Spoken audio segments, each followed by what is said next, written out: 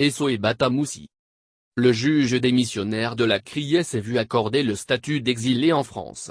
Les choses sont allées très vite après l'arrivée d'Esso Batamoussi et sa famille sur le territoire français, la semaine dernière. Juge à la Cour spéciale, Esso Batamoussi avait démissionné quelques jours après l'arrestation de l'ancienne ministre Rekia Madougou, évoquant des pressions du pouvoir exécutif dans le dossier de l'arrestation de l'opposante. Blue Diamond.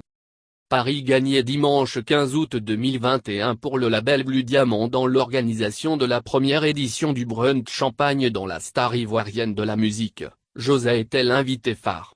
Dans un somptueux cadre du Novotel Cotonou, Sidiki Karimou et sa team ont démontré une fois encore leur savoir-faire dans l'industrie musicale.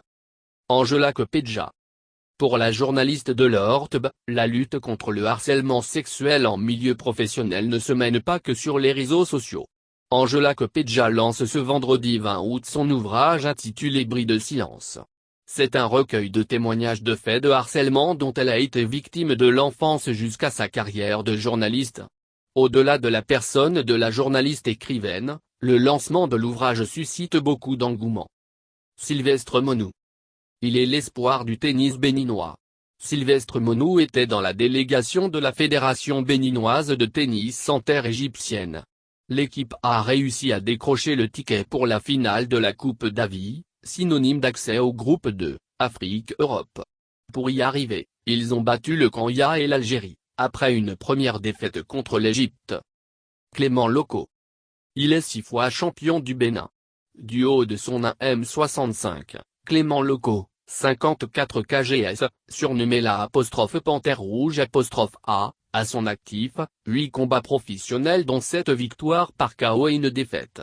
Le 29 mai dernier, il a battu le Nigérian Olamoyiro Adetunji Semiyu, à l'occasion du championnat d'Afrique de boxe poids plume, organisé par la World Professional Boxing Federation, WPBF.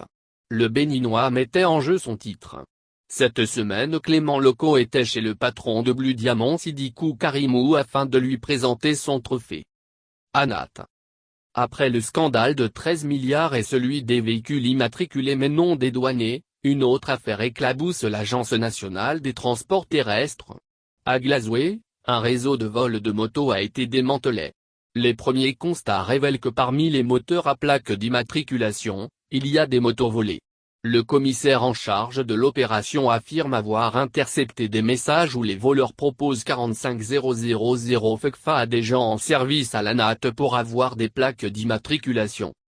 Kakpo Mahunan. Il n'est plus ministre des enseignements secondaires, techniques et de la formation professionnelle. Mais ses actes continuent de le poursuivre. Pour mauvaise gestion, Kakpo Mahunan avait suspendu une vingtaine de cadres, des proviseurs et intendants de lycées techniques agricoles. Cette décision vient d'être rapportée par son successeur Kouaro Yves Chabi qui rétablit les intéressés dans leurs droits. Bertin Couvi. La décision de non-lieu obtenue de la justice depuis mai 2021 mais qui a été officialisée cette semaine sur la toile, a fait couler beaucoup d'encre et de salive. Celui qui jusqu'avant la présidentielle d'avril était très critique contre le pouvoir a pu bénéficier de cette ordonnance après son ralliement et l'allégeance qu'il est allé faire au chef de l'État à la présidence et à son domicile. Ce qui a amené des Béninois à lâcher sur la toile celui qui clame partout qu'il est spécialiste de l'économie fondamentale. Pierre Invy. La Fédération béninoise de boxe n'est toujours pas à la hauteur de la qualité de ses acteurs. Après le sort déplorable de feu Aristide Sabodi Soweto, rien n'a vraiment changé. La preuve, malgré qu'il soit champion d'Afrique WPBF de boxe poids plume, Clément Loco continue de faire des petits jobs de maçonnerie et autres pour survivre, manger et se soigner. Une situation déplorable qui interpelle le président par intérim de la RBB Pierre Invy. Paul Nkpe. Le chef de file de l'opposition n'a pas encore trouvé ses marques. Il veut bien mériter l'étoffe, et fait tout pour y arriver. Mais visiblement Paul Nkpe prêche dans le désert.